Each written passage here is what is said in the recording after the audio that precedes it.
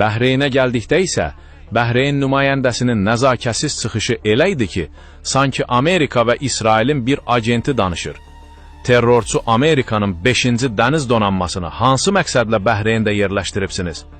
Kiçik Bəhreyn şəhəri, hava limanı imkanları, otellər və s.dən əlavə 3 milyon kvadrat metr ərazini Amerikanın ixtiyarına verib. Bu bazadan, Amerikanın 5-ci dəniz bazasından ölkəmizin təkcə hərbi hədəfləri deyil, həm də qeyri-hərbi, sənaye, iqtisadi və xalqımızın rifah hədəfləri bombalanır. 40 ildir ki, ölkənizdəki Amerikalı terrorçuların maaşlarını, həm də aşpazlarının maaşlarını ödəyir və hərbi texnikalarını alırsınız. Bugün bəlli oldu ki, bu bazalar sırf İranın təhlükəsizliyi və mənafeylərinə qarşı yaradılıb. Əgər indiyədək bir tədbir görməmişiksə, bu bazaların istifadəsini gözlədiyimiz üçün idi.